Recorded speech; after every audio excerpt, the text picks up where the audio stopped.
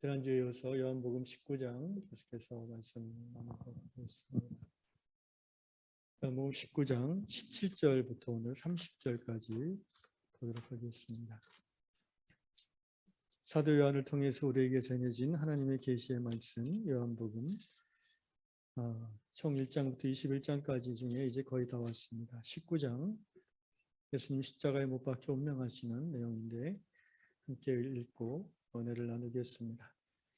17절부터 30절까지 교독합니다.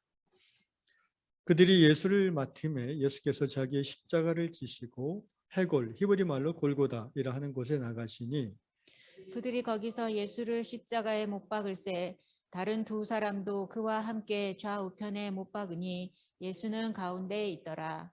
빌라도가 패를 써서 십자가 위에 붙이니 나사렛 예수 유대인의 왕이라 기록되었더라.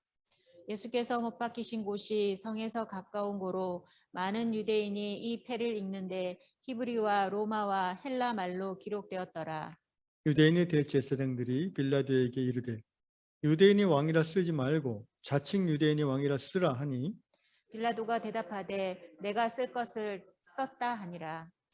군인들이 예수를 십자가에 못 박고 그의 옷을 취하여 네 깃에 나누어 각각 한 깃씩 얻고 속옷도 취하니 이 속옷은 호지 아니하고 위에서부터 통으로 짠 것이라. 군인들이 서로 말하되 이것을 찢지 말고 누가 얻나 제비 뽑자 하니 이는 성경에 그들이 내 옷을 나누고 내 옷을 제비 뽑나이다 한 것을 응하게 하려 함이러라. 군인들은 이런 일을 하고 예수의 십자가 곁에는 그 어머니와 이모와 글로바의 아내 마리아와 막달라 마리아가 섰는지라. 예수께서 자기의 어머니와 사랑하시는 제자가 곁에 서 있는 것을 보시고 자기 어머니께 말씀하시되 여자여 보소서 아들이니이다 하시고 또 그 제자에게 이르시되 보라 내 어머니라 하신대 그때부터 그 제자가 자기 집에 모시니라. 그 후에 예수께서 모든 일이 이미 이루어진 줄 아시고 성경을 응하게 하려 하사 이르시되 내가 목마르다 하시니 거기 신포도주가 가득히 담긴 그릇이 있는지라. 사람들이 신포도주를 적신 해면을 우슬초에 메어 예수의 입에 대니 다 같이 예수께서 신포도주를 받으신 후에 이르시되 다 이루었다 하시고 머리를 숙이니 영혼이 떠나가시니라. 아멘. 크게 네 가지 정도의 내용이 오늘 읽은 본문 안에 있습니다. 먼저 17절부터 22절 보면은 예수님이 이제 로마 병정들에게 인계되어서 빌라도가 십자가에 못 박도록 내주었죠. 그래서 십자가형을 집행하는 십자가 처형, 사형에 해당되는 방식인데요. 그것은 이제 로마 총독만이 집행할 수 있는 권한이 있습니다. 그래서 로마 군인들이 예수를 십자가를 지게 하고 해골, 히브리 말로 골고다, 골고다 언덕, 우리가 흔히 예수님 십자가 돌아가신 곳을 골고다 언덕이라고 하는데 그 말은 이제 히브리 말, 좀 정확히 말하면 아람어입니다. 그 당시 일반인들이 쓰던, 유대 사람들이 쓰던 말이 아람어이기 때문에 아람어로는 이제 골고다, 해골이라는 의미고 말 그대로 해골바가지 형태로 위에서 보면 보입니다. 과거에는 예루살렘 성 바깥에 있었는데 지금 예루살렘 성이 확장돼서 이제 이 예루살렘 성 안에 이 골고다가 있고요. 여기에 가면은 그 기념교회가 있습니다. 근데 여러분 이 골고다에서 예수께서 십자가에 달려 죽으셨다. 근데 또 우리가 찬송가에 보면 갈보리 산 위에 십자가 섰으니 그죠? 십자가 섰는 곳을 갈보리라고도 합니다. 어느 게 맞습니까, 여러분? 골고다가 맞습니까? 갈보리가 맞습니까? 네, 둘 다 맞습니다. 이 골고다라는 말은 이제 말씀드린 대로 아람어고요. 갈보리란 말은 라틴어입니다. 칼파라는 라틴어에서 나온 말인데 역시 해골이라는 의미입니다. 그래서 18절에 보면 거기서 예수께서 십자가에 못 박히시죠. 그런데 예수님 혼자 못 박히신 게 아니고 좌우편에 강도라고 표현되어지는 다른 십자가 처형받는 죄수들이 있습니다. 예수는 가운데 있더라. 다른 복음서에서는 굳이 이렇게 표현 안 하는데 사도 요한은 굳이 예수가 십자가 세 중에 가운데 있다는 것을 강조합니다. 그리고 19절에 보면 이제 빌라도가 총독 빌라도가 그 십자가형을 당하는 죄인의 위에다가 이제 죄명을 적는 게 관례거든요. 이거는 뭐 동서고금을 막론하고 비슷한 것 같아요. 그 옛날에 이제 죄인들에게 이 이마에다가 그 죄목을 새기는 그런 일도 있었고요. 또는 그 죄인의 목에 이제 압송해 갈 때에 목에다가 나무 판자를 걸고 거기다가 죄명을 적는 그런 일들도 영화에서 가끔 보지 않습니까? 그래서 예수님 십자가 그 가로인가 이 아래의 십자가 위에다가 이제 죄명을 적는데 빌라도가 뭐라고 적냐면은 Jesus of Nazareth, 나사렛 예수, the King of Judea, 유대의 왕 이렇게 적었습니다. 그런데 이 당시 예루살렘은 이제 여러 나라 말을 쓰는 사람들이 모이는 이제 6월절이기 때문에 6월절이 내일 시작되잖아요.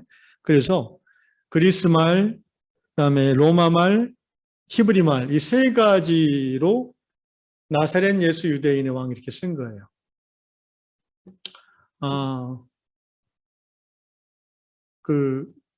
여러분 저희 교회 강대상에는 그게 없는데 강대상보 이렇게 쭉 내리다 보면 거기 알파벳으로 INRI 이렇게 쓴 거 혹시 옛날에 보신 적 있는지 모르겠어요.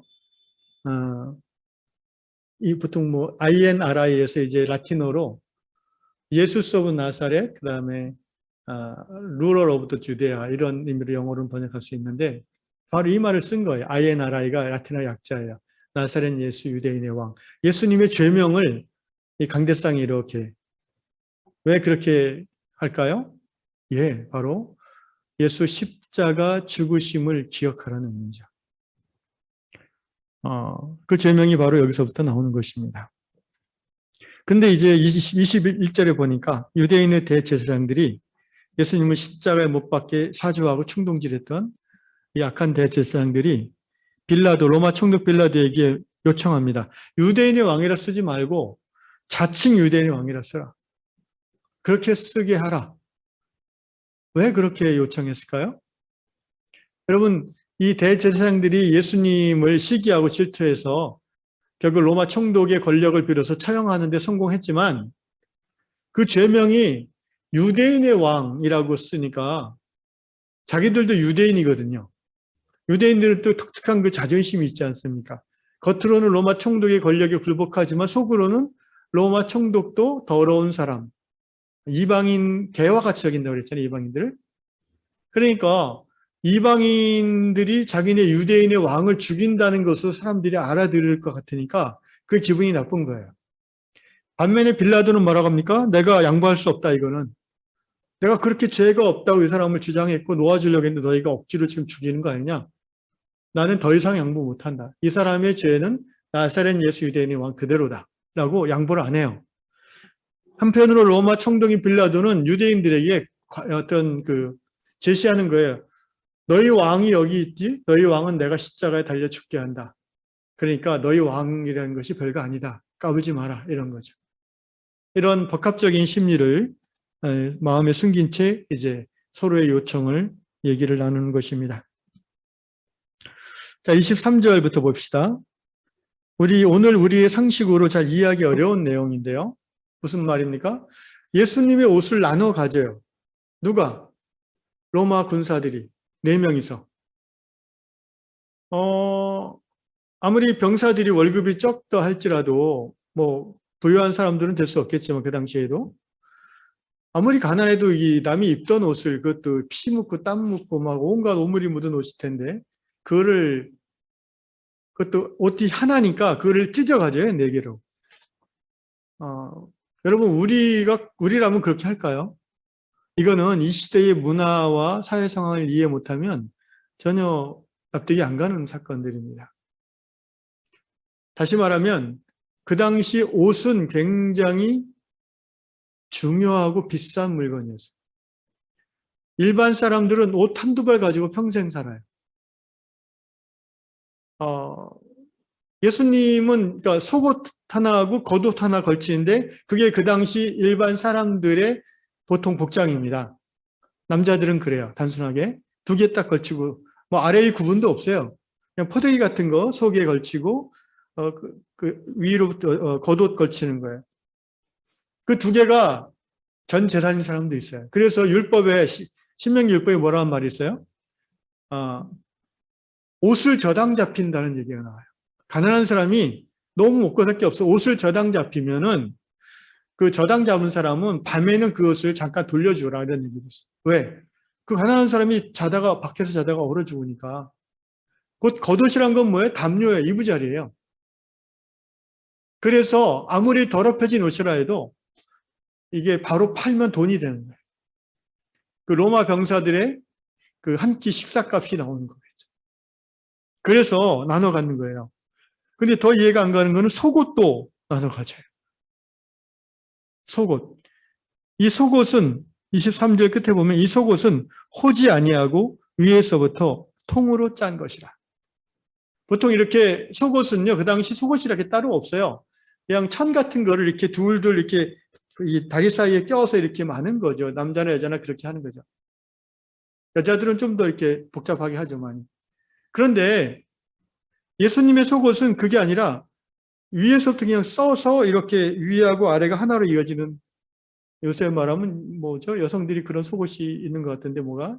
하여튼 그런 스타일인 거예요. 역시 지저분하고 역시 냄새나고 더러운 거죠. 그런데 기록에 의하면 이런 그 통으로 짠 속옷은 제사장들이 속에 입는 속옷의 스타일이에요. 그 은행 계좌 하나도 없었던 예수님이, 가난한 예수님이 어떻게 이 좋은 스타일의 속옷을 가지고 계셨을까요? 선물 받았겠죠. 오늘날 우리가 뭐 요새는 뭐 안 그러지만 예전에는 목사님한테 양복 이렇게 선물하고 그런 경우가 있지 않았어요? 마찬가지로 예수님이 랍비라 불리는 율법학자였고 선생이었으니까 개중에 여유 있는 사람이 예수님의 옷도 챙겨줬을 것이라 생각을 합니다. 예수님 본인이 돈을 주고 샀을 것 같지는 않아요. 그렇게 좋은 속옷을. 어쨌든 이 속옷은 너무 좋은 거라서 24절에 군인들이 설마하되 이것을 찢지 말고, 왜냐하면 이건 찢으면 가치 관계가 떨어지는 거예요. 겉옷은 크기 때문에 4등분 해도 그 천 자체가 어느 정도 값이 되는데 이 속옷은 찢으면은 확 가치가 떨어져요. 그러니까 이것은 우리가 제비 뽑아서 한 사람이 다 갖자. 이 당시에 옷 한 벌의 가치는 글쎄 요새 화폐 단위로 따지면 적어도 한 50만 원 이상 하지 않을까 싶어요. 이런 속옷, 통으로 짠 속옷 같은 것도 오늘날 화폐 가치로 따지면 수십만 원 할 것 같아요. 그러니까 가치가 있는 거죠. 그냥 깨끗이 빨아가지고 팔면은 큰 값을 받는 거예요. 그런데 이 군인들의 행동은 이미 예수님 돌아가시기 거의 950여 년 전에 시편을 기록한 다윗이 예언한 내용이라는 것을 사도 요한은 밝히고 있어요. 거기 나오지 않습니까? 그들이 내 옷을 나누고 24절 중간에 내 옷을 제비 뽑나이다 한 것을 응하게 하려 함이로라. 이 말씀은 시편 22편 18절에 나오는 다윗의 메시아 고난시의 한 부분입니다. 그러니까 이것을 이제 이 말씀이 이루어졌다는 것을 사도 요한은 확실히 강조하고 있는 거예요. 그건 뭐예요? 바로 예수님이 뭐다? 메시아라는 것을 끝까지 사도 요한은 강조하고 있고요. 그리고 위에서부터 쭉 나오는 십자가, 가운데 십자가 예수님이 매달렸다, 유대인의 왕이다, 이런 것들을 계속 강조하는 이유는 뭐예요? 예수님이 시편에 기록된 이스라엘의 메시아일 뿐 아니라 진정 왕으로 이 땅에 오신 분이다라는 것을 강조하고 있는 것입니다. 그다음 25절부터 보겠습니다. 25절에 예수님이 이제 십자가에 달려 죽어가고 계시는 상황 속에서 예수의 십자가 곁에 누가 있었는가 이름을 쭉 사도 요한께서 기록해 주셨어요. 누가 있습니까? 같이 한번 읽어봅시다. 십자가 곁에는 시작. 그 어머니와 이모와 글로바의 아내 마리아와 막달라 마리아가 섰는지라. 자, 이 네 명은 다 여성입니다. 예수님을 따르던 그 많은 12제자, 남자 제자들은 어디로 갔습니까? 다 여자들만 남았습니다. 남자들은 왜 다 도망갔을까요? 예, 무서워서 도망갔겠죠. 자기도 모르게 예수 일당으로 붙잡혀서 형을 당할까봐 무서워서 도망갔어요. 그러면 여자들은 무섭지 않습니까? 왜 여자들만 남아있습니까? 저는 이렇게 생각을 해요. 이게 참 어떻게 보면은 여성의 위대함인데, 어머니 마리아는 그렇다 치고, 그죠? 어머니와 자기 아들이 배 아파서 난 아들이 십자가 앞에 죽어가는데 그걸 어떻게 도망가겠습니까? 그런데 그 이모, 그리고 글로바라는 사람의 아내 마리아, 그다음에 창녀 출신으로 구원받았다고 일컬어지는 막달라 마리아, 이 네 여인이 예수님이 마지막 운명의 순간을 안타까운 눈으로 눈물 흘리며 지켜보고 있는 것입니다. 왜 여자들만 남았을까? 남자들은요, 예수님의 제자들 대부분 남자들인데, 남자들은 뭔가 예수님을 따랐던 이유와 목적이 뭡니까? 이스라엘의 메시아, 위대한 다윗의 나라를 회복할 사람, 죽은 자를 살리고 오병이어의 기적을 일으키고, 뭔가 남자들은 어떻게 보면 그 큰 뜻을 품고 예수를 따른 거예요. 하나님의 나라, 하나님이 다스리는 다윗의 왕국을, 로마를 물리치고 예수님을 회복시킬 것이고, 우리는 그 일을 위해서 우리의 목숨을 거리겠다. 굉장한 어떤 하나님에 대한 열정과 애국심, 그런 큰 대의가 있어서 이 남자들은 예수를 따른 것이라고 볼 수 있습니다. 그런데 여성들은 예수를 어떤 이유로 따랐을까요? 물론 여성들도 그런 다윗 왕국의 회복이라든가 하나님 나라가 이 땅에 임하는 큰 대의를 알고 또 그것을 이루기 위해서 따를 수도 있어요. 그러나 남성들보다 여성이 좀 더 강하고 깊은 면이 뭐가 있냐면은, 여성들은 예수님이라는 그 존재 자체를 사랑했어요. 진리 자체이시고 하나님의 긍휼을 이 땅에 드러내시는 그 예수님의 본성을 여성들이 알아보면서 바로 예수님을 사랑하지 않고는 견딜 수가 없었어요. 예수님을 존경했어요. 예수님을 스승으로 모시고 섬기고 싶었어요. 제자들은 예수가 십자가 달려 죽는 걸 보는 순간 모든 것이 끝났다고 생각했죠. 아유, 이제 다시 고향으로 가서 고기나 잡아야겠구나. 그런데 여자들은 끝까지 떠날 수가 없는 거예요. 왜? 예수님을 지켜주고 싶은 마음이 여자들이 더 깊은 거예요. 이름하여 모성성 또는 여성성이라고 일컬어지는 부분이죠.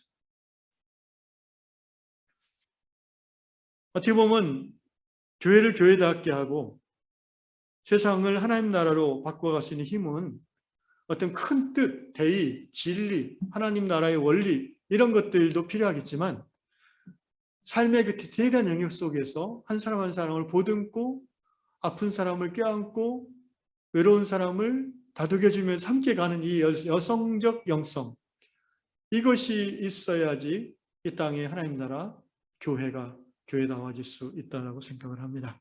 그런 의미에서 우리 요양교회에도 이 어머니와 같은 우리 권사님들이 있는 것이 얼마나 감사하고 또 감사한지 모릅니다. 예수님의 곁에 끝까지 위험을 무릅쓰고 예수님을 지키고자 하는 마음으로, 그 마지막 순간의 외로움을 함께 달래주고자 하는 마음으로 예수의 죽음을 바라보고 있는 이 네 분의 여성, 우리 유양의 모든 권사 집사님들이 이들의 신앙을 본받아서 끝까지 서로 지켜주는 그런 교회의 직분들 되시기를 축원합니다. 이제 26절 들어가서요. 또 우리가 이해하기 어려운 그런 내용인데, 예수께서 이제 마리아를 바라보시면서, 흔히 이 부분을 이제 어버이날에 이제 효도하는 예수님이라는 그런 주제로 목사님들이 설교를 합니다. 죽을 때에 어머니 홀로 남겨두고 먼저 죽는 그 불효자의 마음으로 어머니의 앞날을 그래도 좀 먹고 사는 집안인 요한에게 부탁했다. 뭐 이렇게 설명을 할 때가 있는데 뭐 인간적으로 그렇게 볼 수도 있겠으나 그렇게만 보기에는 뭔가 좀 굉장히 어색한 부분이 있어요. 그리고 성경의 다른 부분들이 뒷받침하는 내용하고 좀 달라요. 무슨 얘기냐면은 보십시오. 예수님이 자기 어머니와 사랑하신 제자, 이 사랑하신 제자가 이제 이 사도 요한이죠. 이 요한복음을 기록한 보시고 어머니에게 말합니다. 여자여 보소서 아들이니이다 이렇게 말씀하세요. 여자여 그럽니다. 이 여자라는 말은 이 원어에는 귀나이라는 단어를 쓰는데 이건 굉장히 그 오피셜한 용어예요. 엄마 뭐 이런 얘기가 아니고 여성을 공식적으로 높여 부르는 표현입니다. 그런데 예수께서 요한복음에서 여기서만 한 게 아니고 요한복음 2장에 보면 여러분 기억하십니까? 가나의 혼인잔치?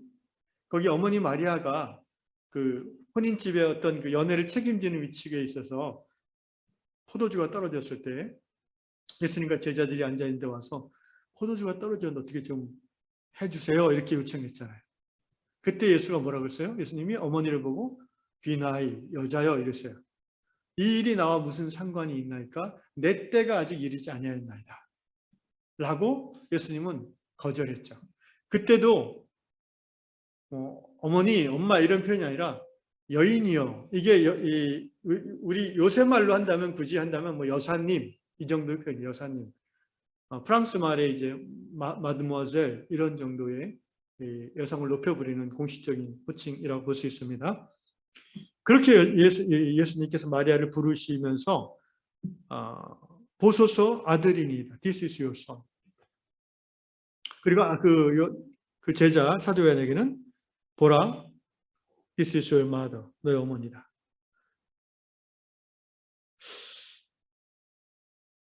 이상하지 않습니까, 여러분? 예수님은요, 이 마리아에게는 예수님 외에도 자녀들이 있어요. 그거 모르셨나요? 마리아에게는 복음서에 보면 예수님 외에도 자녀들이 있습니다. 마태복음 13장 55절에 보면은 이는 그 목수의 아들이 아니냐? 그 모친은 마리아, 그 형제들은 야고보, 요셉, 시몬, 유다라 하지 않느냐? 예. 이 예루살렘에서 최초로 순교한 사람이 바로 예수의 동생 야고보라고 성경은 말하고 있고요. 예수님의 동생들은 예수님이 살아있을 때는 예수를 잘 믿지 않았다고 되어 있는데 예수님 사후에 교회의 기둥과 같은 역할을 했던 분들이라고 성경은 말합니다. 그러니까 예수님이 굳이 요한에게 자기 어머니를 부탁할 이유가 없는 거예요. 아들들이 있고 또 성경에 하면 딸도 있어요. 그러니까 그게 상식적으로 그렇지 않아요? 예수님은 성령으로 잉태되어서 태어났지만 요셉과 마리아가 이제 예수님 낳을 때 나이가 겨우 20살 언저리예요. 그 당시 뭐 따로 가족 계획을 하는 것도 아니기 때문에 자식을 더 낳는 것은 자연스러운 일입니다. 예수님 외에 그 밑에 동생들이 있다고 보는 게 상식적인 거예요. 여러 가지 여기에 학설이 있으나 주로 이제 로마 카톨릭이나 예수의 신성을 강조하고자 하는 그리고 마리아의 어떤 그 동정성을 강조하고자 하는 그런 로마 카톨릭에서는 마리아가 예수를 낳고는 더 안 낳았다고 부부관계를 안 했다고 뭐 이런 주장들을 하는데 제가 볼 때 상식에 부합하지 않아요.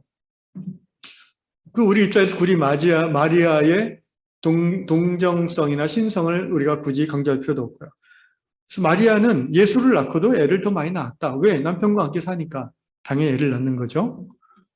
그래서 예수님의 형제들이 있기 때문에 어머니를 예수님의 형제들이 낳는 게 자연스러운데 왜 예수님은 그것을 말하지 않고 자기의 제자 중 한 사람이 요한에게 어머니를 위탁했을까요?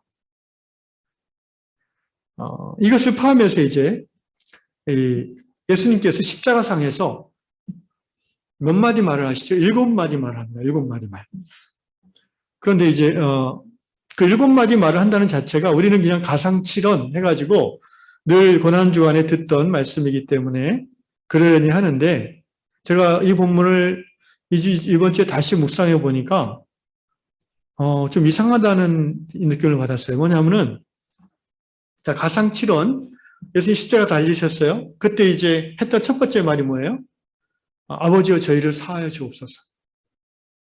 지금 자기가 고통 가운데 죽게 됐는데 예수님이 하신 첫 번째 십자가상의 말씀은 자기를 못 박은 사람들을 용서해 달라는 기도였어요.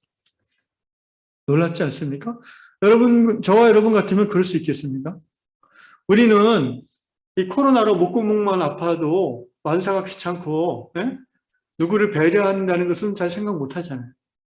우리는 몸이 조금만 아프고 불편해도 거기에 완전히 집중해서 뭔가 다른 사람, 다른 일에 대한 배려를 하기가 어려운 정도의 사람들인데 예수님은 그 정도 코로나로 목구멍 아픈 정도가 아니고 지금 채찍에 엄청 맞고 완전히 피와 땀이 다 뽑아지고 양손과 양발에 대못이 박힌 상태잖아요. 그리고 그 무게가 체중이 지금 발과 손을 끌어당겨가지고 중력에 의해서 거의 막 여러분 그 고통을 숫자를 표현하는 게 1부터 10까지가 있어요. 아기 날 때 고통을 보통 한 5에서 6이라고 합니다. 말기 암 환자의 고통을 거의 막 9, 10 정도로 봐요. 산통을 막 6, 7, 5, 6, 7 이렇게 보고 예수님의 고통은 어느 정도 가요? 저는 거의 뭐 말기 암 환자의 고통에 도달한다고 생각합니다.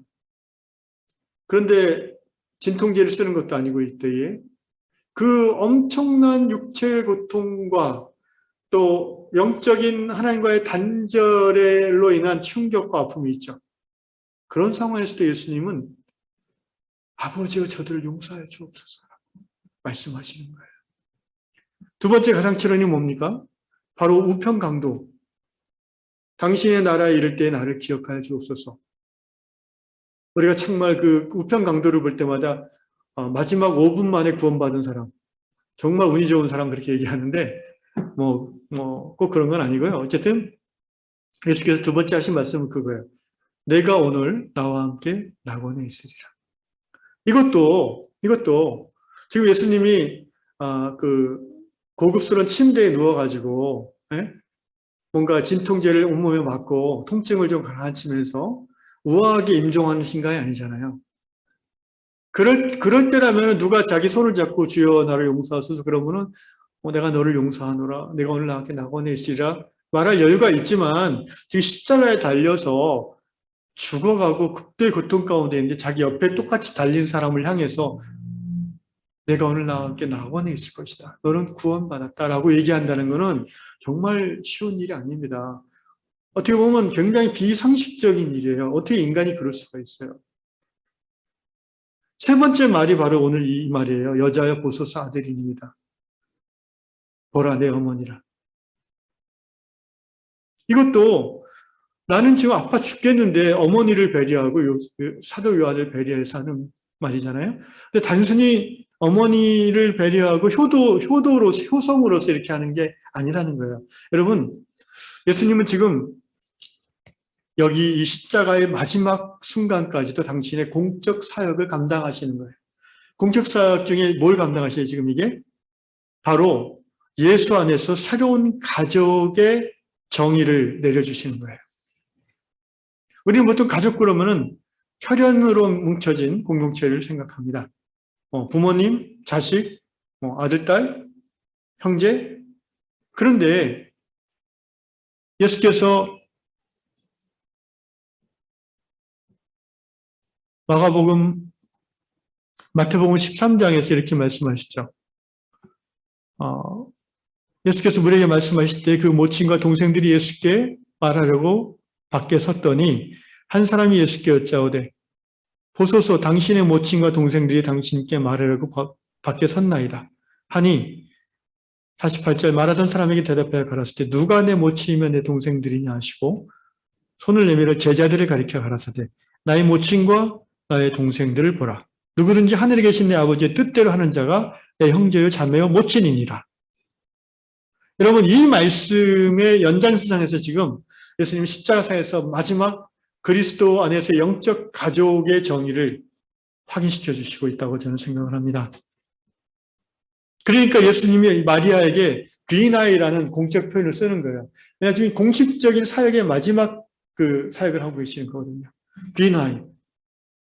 여사님, 여인이여, 이제부터 당신이 배 아파 난 그 혈육의 아이가 진정한 가족이 아니라, 물론 그것도 가족이고 귀하지만, 또 다른 하나님 나라의 진정한 가족이 시작되는데, 그것은 바로 예수 믿고 죄사함 받아 하나님을 아버지라 부르는, 그리고 그 하나님을 사랑해서 하나님의 뜻대로 행하고자 하는 바로 이들이, 바로 이 요한이 당신의 아들이고 당신의 가족이다라는 거예요.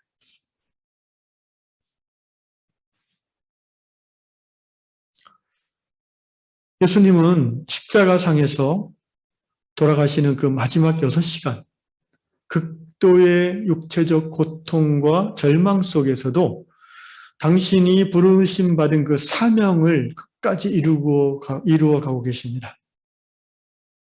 저는 이 말씀을 다시 묵상하면서 정말 예수는 대단한 사람이었다라는 생각이 들어요. 여러분, 이 표현이 어색한가요? 예수가 대단한 사람이었다. 맞는 말 아니에요? 그리고 예수가 우리가 똑같은 별 볼 일 없는 사람이었어요? 아니, 별 볼 일 없진 않죠. 우리도 대단한데 미안합니다. 예수님은 정말 뭐라고 할까요? 대단히 강인하고 치열한 분이었다는 생각이 들어요. 왜냐하면 하나님 이 땅에 당신이 보내신 그 사명을 죽는 그 순간까지 실천하시는 거예요. 구약 성경의 메시아에 대하여 기록된 예언의 말씀을 끝까지 다 이루고자 하시는 거예요, 지금. 그리고 하나님 나라의 진리들을 끝까지 드러내고자 하시는 거예요. 사실 아파 죽겠는데 그 얘기 안 해도 되는데 굳이 십자가상에서 이렇게 큰 소리로 아래에 들렸으니까 이게 기록됐을 거 아닙니까? 들릴 정도로 큰 소리로 힘을 내서 말하는 게 쉬운 게 아니잖아요. 근데 예수님이 그렇게 일부러 말씀하신다니까요. 여자여, 당신의 아들입니다. 내 어머니다. 네 번째 말씀, 엘로에 엘로에 라마 사박다니. 나의 하나님 어찌하여 나를 버리시나이까.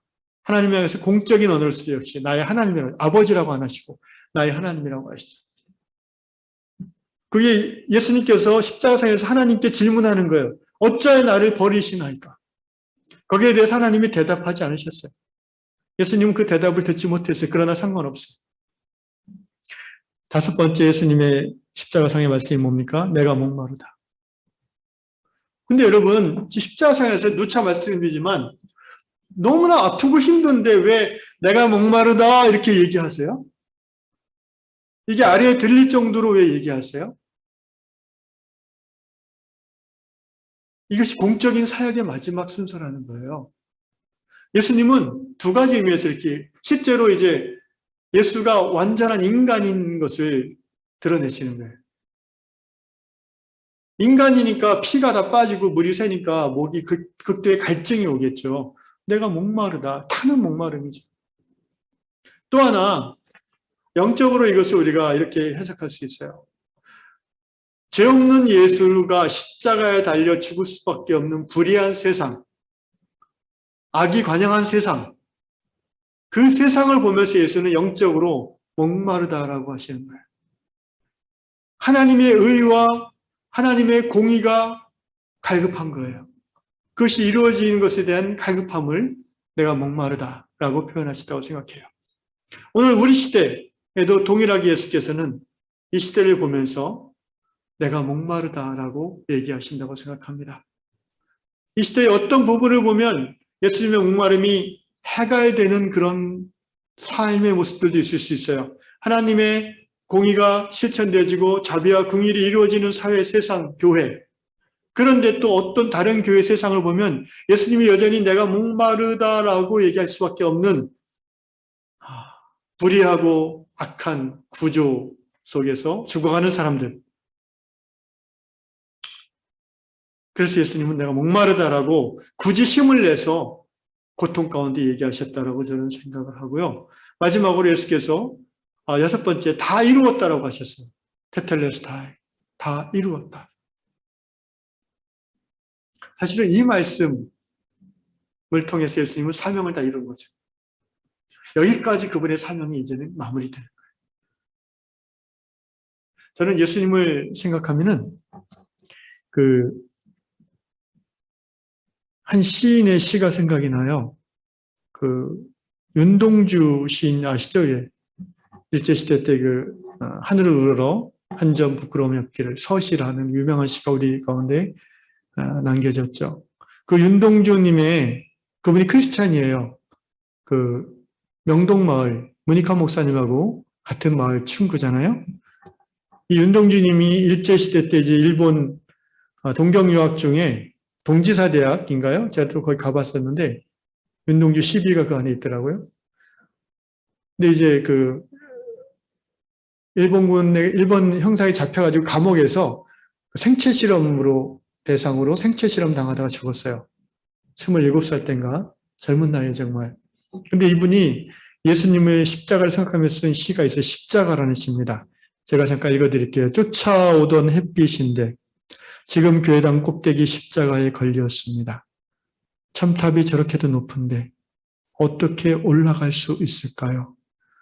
종소리도 들려오지 않는데 휘파람이나 불며 서성거리다가 괴로웠던 사나이 행복한 예수 그리스도에게처럼 십자가가 허락된다면 모가지를 들이우고 꽃처럼 피어나는 피를 어두워가는 하늘 밑에 조용히 흘리겠습니다. 마치 자신의 최후를 예감한 듯한 윤동주의 감옥에서 발견된 시집에 들어있습니다. 근데 바로 예수님이 마지막 가실 때 이 분위기가 여기서 너무 잘 드러나는 것 같아요. 괴로웠던 사나이. 마지막 순간에도 내가 목마르다라고 세상을 향해 절규했던 분. 그러나 정말 그 마지막 한 말이 다 이루었다라고 이 땅에 내가 와서 부르심 받고 태어나서 하나님이 주시는 사명을 하나도 빼먹지 않고 끝까지 다 이루었다라고 고백할 수 있을 정도의 행복한 예수라는 거예요. 행복한 예수. 여러분 행복하다는 게 뭡니까? 잘 먹고 잘 살고 남이 부러워하고 뭐 이러면 행복한 인생입니까? 아니에요. 그럴 수도 있고 안 그럴 수도 있는데 중요한 건 행복한 인생은 자기 스스로가 행복하다고 느껴야지 행복한 인생이에요. 그죠? 어떤 경우에도 자기가 나는 정말 이제 여한이 없다. 이 땅에 내가 하나님 보내신 사명을 다 했다. 나는 이제 죽어도 전혀 후회가 없고 나와 함께 하신 하나님만 바라보며 나는 기꺼이 가겠다. 뭐 이런 고백이 나올 수 있는 마지막을 보여주는 사람이라면 정말 행복한 사람이겠죠. 그 지나온 삶이 아무리 힘들고 어려웠을지라도 마지막 숨을 거두는 그 순간에 자기를 둘러싼 사람들에게 한없는 자비로운 미소를 지으면서 고마웠다. 너희들 때문에 행복했다. 이제 나는 주님 품으로 간다. 나는 내게 주신 사명을 부족하지만 다 이루었다. 우리가 우리의 마지막 1시간, 2시간 의식이 있을 때 할 수 있는 말이 그런 말이 되기를 정말 원합니다. 그런 마지막 유언이 되기를 원하고요. 그러기 위해서 오늘 이 시간 우리가 새롭게 결단해야 되겠습니다. 바로 예수님처럼 내가 지금 살아가는 이유와 목적이 내 일신의 편안함, 나의 어떤 욕망의 해소, 내 욕구의 실현이 아니라 내게 주신 사명, 하나님의 부르심, 하나님 나라, 교회, 바로 그것을 위해서 나의 남은 삶을 최선을 다해서 하나님께 드리겠다라는 고백이 오늘부터 시작되어질 때에 우리의 마지막 유언이 예수님처럼, 예수님과 똑같이는 못하겠지만 부족하지만 주님, 제가 조금은 이루고 주님 앞에 가는 것 같습니다. 이렇게 고백하게 될 줄 압니다. 사랑하는 유한의 성도 여러분, 예수님은 마리아를 향해서 너희 어머니다. 요한을 향해서 마리아를 보시면서 요한을 가리키고 당신의 아들입니다. 요한에게는 너희 어머니다라고 하시면서 새로운 하나님 나라 가족의 정의를 내려주셨어요. 이미 마태복음에서 이미 몇 번 얘기하셨던 그 말씀을 이제 마지막 순간에 그 십자가상의 7마디 얼마나 중요한 말입니까? 그 중에 한 마디가 바로 이거예요. 단순한 인간으로서의 효도를 드러내고자 하는 게 아니라 그거 포함해서 하나님 나라의 새로운 영적 가족의 데피니션, 정의를 내려주고, 그건 바로 오늘 예수님 이후에 모든 예수 그리스도를 머리로 하고 그 지체가 된 교회가 가지고 새기고 실천해야 될 가족의 정의인 거예요. 제가 주로 강조하는 게 뭡니까? 교회는 뭐다? 교회는 영적 가족이다. 교회는 하나님의 권속이다. 제가 부교육자 때 이미 그 사실을 깨닫고 이제 실천하려는 마음이 있었는데 여러 번 좌절했습니다. 왜 그런지 아십니까, 여러분? 우리 평신도 분들은 잘 모를 텐데 한국 교회의 이 아주 성경적으로 이제 합당하지 않은 제도가 하나 있는데 그게 부교육자 제도예요.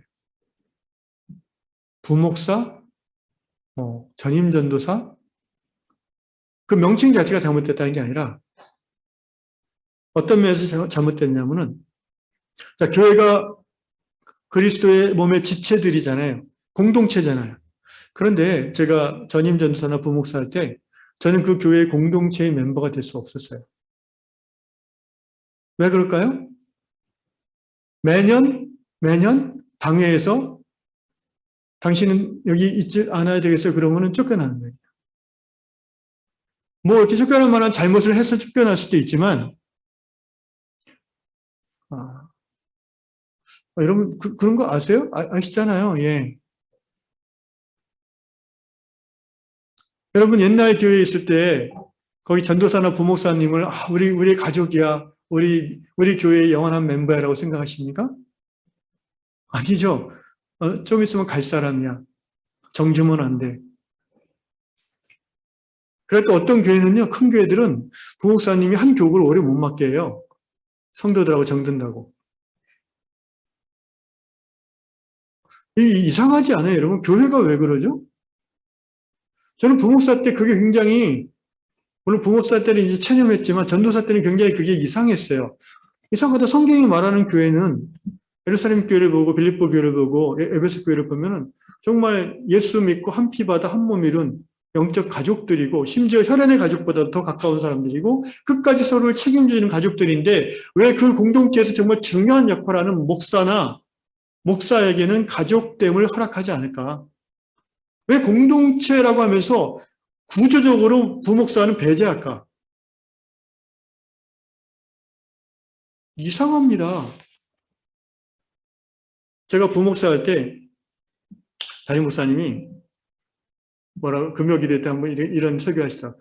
부목사는 목사가 아닙니다. 어시스턴트 패스터입니다. 나의 목회를 돕는 자이지 목사가 아니에요. 그러니까 뭔가 이게 부목사들 견제하는 말을 너무 세게 하셨어요. 그래갖고 제가 그러면 왜 교단에서 목사 안수를 줬습니까? 안 주고 그냥 전도사로서 계속 있게 하지. 뭔가 교회가 커지고 사람들이 많아지니까 목사가 더 필요해서 목사를 고용했으면 목사로 인정을 해줘야지. 뭐 목사가 아니라고 하는 건 또 뭡니까? 그게 다 인간적인 마음들인 거예요. 왜 구조적으로 목사는 때가 되면 나가야 됩니까? 저는 목사가 70세가 되면 교회를 떠나야 돼요, 한국 교회는. 그래요, 안 그래요? 그 교회에 있으면 좋아해요? 여러분 잘 모르시는구나. 싫어해요. 후임 목사님이 힘들어해요. 그래서 목회 도덕, 목회 윤리라고 그래요. 후임자가 왔으면 가능한 그 동네에서 안 살고 딴 데로 이사 가야 돼요. 그러면 그 목사님은 20년, 30년 했던 신앙 공동체가 없어지는 거잖아요. 그럼 어디 가서 또 새로 시작해요, 그거를? 그래서 목사님들끼리, 은퇴 목사님들끼리 모이는 교회가 있어요. 은혜 없어요. 별로. 왜 목사는 공동체의 멤버가 될 수 없는가? 여러분, 이것이 한국교회 성경적인 교회론에서 벗어나 있는 중요한 한 지점입니다. 여기서부터 고민하기 시작하면은 성경적인 교회가 어떤 교회인지 답이 나와요. 저는 그 고민을 한 20년 가까이 하고 있고요. 근데 제가 이제 개척교회 때 전도사님을 이렇게 파트타임으로 써봤는데, 저는 이 마인드로 같이 끝까지 가자라는 마인드로 했는데, 그분은 또 자기 스스로 한 1, 2년 안에 갈 거라고 생각하더라고요. 물론 이제 부분 파트 사역이라서 그런지 모르겠어요.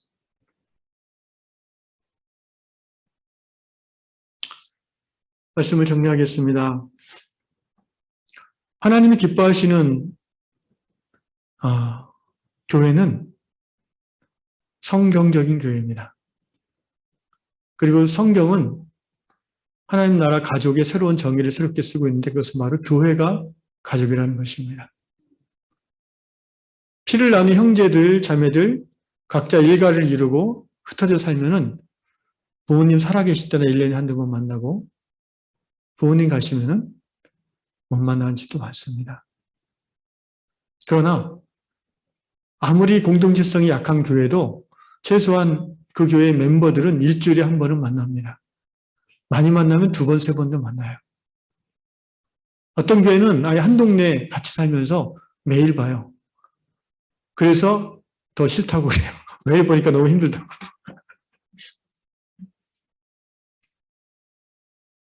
저는 교회는 가족이라고 생각합니다.